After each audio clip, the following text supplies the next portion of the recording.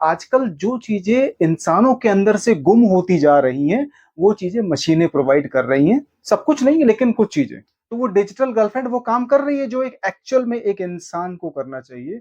एक एक्चुअल में एक हार्ड मांस के जिंदा प्राणी को ये करना चाहिए कि आप कैसे हो, कैसे नहीं हो। ठीक है? तो अगर ये शुरुआती कुछ चीजें अगर रोबोट ही संभाल लेता है, तो इंसानों की जरूरत नहीं है। लड़कियों को लड़कों की जरूरत नहीं है, और लड़कों को लड़कियों की जरूरत नहीं है। हर हर महादेव, जय बजरंगबली। भाई, केमिस्ट्री से ज्यादा कम्युनिकेशन जरूरी होता है रिश्तों में। ठीक है? और शारीरिक भूख से ज्यादा भावनात्मक जुड़ाव जरूरी होता है एक रिश्ते में।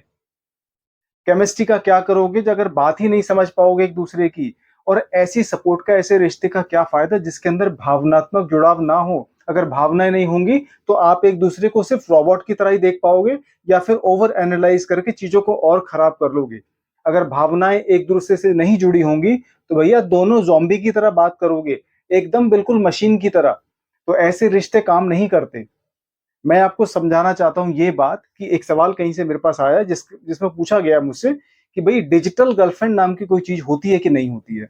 अब डिजिटल गर्लफ्रेंड का जहां तक मुझे समझ आता है वो ये समझ आता है कि आजकल जो चीजें इंसानों के अंदर से गुम होती जा रही हैं, वो चीजें मशीनें प्रोवाइड कर रही हैं। सब कुछ नहीं, लेकिन कुछ चीजें।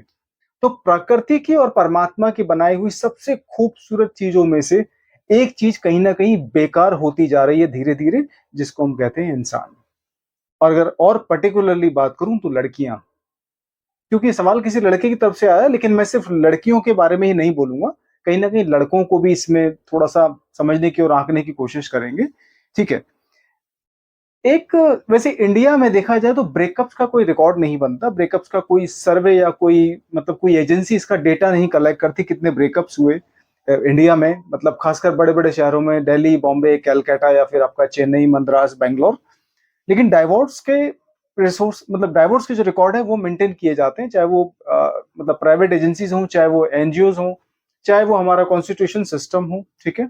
या फिर बहुत बड़े बड़े जो गवर्नमेंट को जो पार्ट हैं, जो मैरिटल चीजों को देखते हैं, चाहे वो लीगल पॉइंट ऑफ व्यू हो, चाहे वो सोशल पॉइंट ऑफ व्यू हो। लेकिन कहीं ना कहीं डाइवोर्स का डेटा मेंटेन किया जाता है। और डाइवोर्स की जो नंबर्स हैं वैसे भी बहुत वो एक्सपोनेंशियली बढ़ रहे हैं इंडिया में। आज से 10 साल पहले, 15 साल पहले इतने डाइवोर्स, इतने तलाक नहीं होते थे, लेकिन अब होने लगे हैं। ठीक है? अगर बात करें ब्रेकअप्स की या रिश्तों के खत्म होने की, तो यहाँ पे ज्यादा नहीं, बस दो या तीन चीजें बहुत इंपॉर्टेंट होती हैं। लेकिन बात, मुसीबत ये है आप लोगों के साथ सबसे बड़ी प्रॉब्लम ये है कि आप लोग वो दो तीन चीजें भी नहीं रख पाते हो किसी रिश्ते के अंदर। अरे भाई, हम लोगों ने, डिजिटल गर्लफ्रेंड क्या है? पता है क्या है? अमेरिका में लोग आजकल ज्यादा एआई सपोर्टेड, या मतलब आर्टिफिशियल इंटेलिजेंस जो है उसके द्वारा ऑपरेट होने वाली जो लड़की है, चाहे वो है वो लड़की के शक्ल में, चाहे वो रबड़ की पुतली हो, ठीक है, चाहे वो भैया कोई रोबोट हो, ठीक है, या वो एलेक्सा हो, या अलीशा हो, या अनीसा हो। ठीक है? तो आजकल यही नाम रखे जाते हैं इनके, क्योंकि हमने तो यहाँ पे अपनी शुरुआत एलेक्सा से करी थी। जब टीवी के साथ कभी हमने कनेक्ट किया था अलेक्सा को, या थोड़ा सा इसको डिजिटलाइज करने की कोशिश करी, तो पहला शब्द एक एआई के नाम पे मेरे घर में जो गूंजा था वो था एलेक्सा। ठीक है? चलो वो बात अलग है।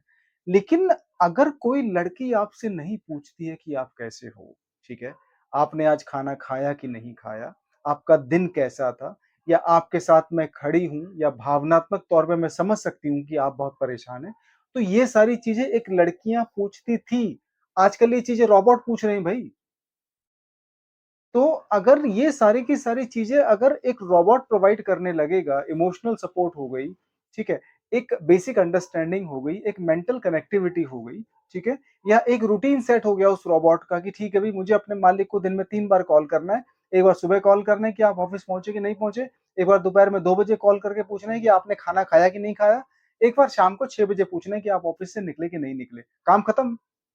तो वो डिजिटल गर्लफ्रेंड वो काम कर रही है जो एक एक्चुअल में एक इंसान को करना चाहिए। एक एक्चुअल में एक हार्ड मांस के जिंदा प्राणी को ये करना चाहिए कि आप कैसे हो, कैसे नहीं हो।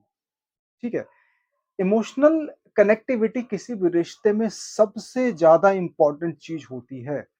सबसे ज्यादा महत्वपूर्ण अगर कोई हिस्सा होता है किसी रिश्ते का दो इंसानों के बीच में, तो वो भावनात्मक हिस्सा होता है, वो भावनात्मक जुड़ाव होता है। ये मैं अपने अनुभव के आधार पे नहीं कह रहा हूँ, केवल इसका सर्वे भी है, इसका डेटा भी है। बहुत बड़े-बड़े जो विद्वान पुरुष हैं रिश्तों को लेके, जिन्होंने बहुत चीज़ें लिखी हैं, सर्वे किए हैं, रिसर्च किया है, स्टडीज़ की हैं, ठीक है? जिन्होंने दुनिया भर के लेक्चर दिए हैं रिश्तों को लेके, ये उनका शोध है। एक रिश्ते में सबसे ज़्यादा इम्पोर्टेंट होती है इमोशनल कनेक्टिविटी। और इमोशनल कनेक्टिविटी का मतलब होता है कि आप किसी व्यक्ति की जो इमोशनल स्टेट होते हैं, जो उसके मन का जो स्तर होता है, जो उसका भाव होता है, आप उसको समझ लेते हो। लेकिन बड़े अफ़सोस की बात है कि पिछले कुछ सालों में ये स्तर जो है इंसानों की तरफ से गिर गया है और मशीनों में इस चीज़ की बड़ी बढ़ोतरी हो गई है। क्योंकि मशीनों को लगने लगा है कि हम इंसानों की जगह ले लेंगे और मशीनों को ये लगना सही भी है भई, क्योंकि इंसान रोबोट होते जा रहे हैं। और रोबोट इंसान बनने की कोशिश कर रहे हैं। ना तो पूरी तरह इंसान रोबोट बन पाएगा और ना मशीनें पूरी तरह इंसान बन पाएँगी। तो इसी जद्दोजहद में आने वाली कुछ सदियाँ और निकल जाएँगी। कुल मिला के घूम फिर के फिर वही हम वहीं पे आ जाएँगे कि नहीं यार, हमारे लिए इंसान बहुत ज़रूरी है। ठीक है? क्योंकि आजकल की जो सोसाइटी का जो नए-नए ट्रेंड निकल रहे हैं ना, मतलब रिश्तों को लेके, रिश्तों का तो वैसे भी आजकल बिल्कुल मतलब बेड़ा गर्क हो चुका है एक तरीके से, ठीक है? अगर किसी रिश्ते में इमोशनल कनेक्टिविटी नहीं है, तो आप उस इंसान से क्या आगे बात करोगे, कैसे जोड़ोगे, कैसे अंडरस्टैंडिंग उसके साथ बैठाओगे, भगवान जाने क्या होने वाला है, ठीक है? और एक रिश्ते को सँभालने में इमोशंस कम से कम 70 से 75% 70 टू 75% रोल प्ले करता है इमोशंस, इमोशनल कनेक्टिविटी एक रिश्ते को सस्टेन करने में। उसके बाद कहीं नंबर आता है 60-65% ट्रस्ट का, कि हाँ भाई ठीक है, ट्रस्ट भी बहुत ज़रूरी है।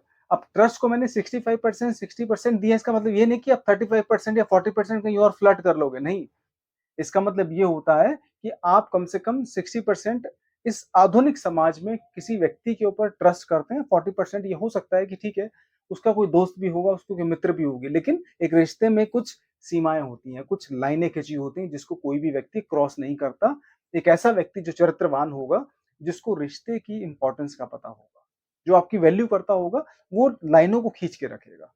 ठीक है? उसके बाद कहीं नंबर आता है तीसरी चीज़ जो होती है आपकी शारीरिक मतलब भूख हो गई, ठीक है? आपकी शेयर्ड वैल्यू हो गई कि आपको जीवन कैसे बिताना है, ठीक है? आपको आगे घर लेना है, गाड़ी लेनी है, 2 बच्चे आपको इस जीवन में लेके आने हैं, कैसे आप कहाँ बिताओगे, ये सारी तीसरे-चौथे नंबर की चीज़ें आती हैं। फिज़िकल रिलेशनशिप, फिज़िकल इंटीमेसी आती है भैया बहुत बाद में आके। ठीक है? तो अगर ये शुरुआती कुछ चीज़ें अगर रोबोट ही सँभाल लेता है, तो इंसानों की ज़रूरत नहीं है। लड़कियों को लड़कों की ज़रूरत नहीं है और लड़कों को लड़कियों की ज़रूरत नहीं है। क्योंकि जब 75% 80% काम जब रोबोट और एआई सपोर्टेड मशीनें कर रही हैं, तो फिर लड़कियों की ज़रूरत क्या है? ठीक है? आने वाली जो कुछ चीज़ें हैं, उनका भी समाधान कहीं न कहीं निकल ही जाएगा। तो फिर लड़कियों को लड़के की ज़रूरत नहीं होगी और लड़के को लड़की की ज़रूरत नहीं होगी। तो फिर डिजिटल गर्लफ्रेंड और डिजिटल क्या कहते हैं बॉयफ्रेंड हो गया, उसी के साथ टाइम पास हो रहा है, उसी के साथ ज़िंदगी बीत रही है। उसके बाद पछताने के अलावा कुछ नहीं रह जाएगा। ठीक है? तो भैया डिजिटल गर्लफ्रेंड का जो तरीका है उसको समझो, वो इंसान नहीं है, वो इमोशन है। और लड़कियों से मैं ये सवाल पूछना चाहूँगा, लड़कों से भी सवाल पूछना चाहूँगा कि इंसान बनने की कोशिश करो। भावनाओं को इतना हल्के में मत लो। भावनाओं के बहुत अलग-अलग रूप होते हैं, ठीक है? आप डिप्रेशन में भी भावनाओं की वजह से जाते हो। अगर आप खुश होते हो तो वो भी आप भावनाओं की वजह से होते हो। अगर आपको प्यार होता है तो वो भी इमोशंस की वजह से होता है। अगर आपको नफ़रत होती है किसी से तो वो भी इमोशंस की वजह से होती है। अगर आपको परमात्मा की प्राप्ति होती है तो वो भी एक भाव होता है। आपको इस दुनिया की मोह माया से अगर छुटकारा मिल जाता है जीते जी, तो वो भी एक मन की स्थिति होती है। तो बिना भावनाओं के और बिना मन को समझे आप इंसान नहीं बने रह सकते, ठीक है? तो कुल मिला के भावनाओं को समझो और रिश्तों को रिश्तों की तरह निभाओ। डिजिटल गर्लफ्रेंड भैया सब कुछ कर सकती है, लेकिन आपके साथ बच्चा नहीं पैदा कर सकती, ठीक है? ऐसा नहीं कि आप डिजिटल गर्लफ्रेंड के साथ मिलके बच्चा पैदा कर लोगे, ये मुझे समझाने वाली बात नहीं लगती है। आप खुद समझदार हैं। लेकिन फिर भी उसके अलावा बहुत सारी चीज़ें होती हैं जो इंसान और इंसान के रिश्तों के बीच में कुछ चीज़ें होती हैं। लेकिन अगर वो चीज़ भी अगर रोबोट या फिर ये जो मशीनें अगर कर लेती हैं, एलेक्सा, अलीशा और अनीशा ये काम कर लेती है, तो ठीक है भैया, फिर तो 75% तो ज़रूरत खत्म होगी रिश्तों की। लेकिन ऐसी नौबत ना आए तो अच्छी बात है। तो डिजिटल गर्लफ्रेंड वाला जो कॉन्सेप्ट है, इसको अगर हम अपने जीवन से दूर ही रखें, तो बहुत अच्छी बात है। इंसानों को इंसानों की जगह दो। मशीनों को मशीनों की जगह रखो और भावनाओं को समझ के भावनाओं को सही जगह दो जीवन में, और ये बहुत ज़रूरी है। हर हर महादेव, जय बजरंगबली।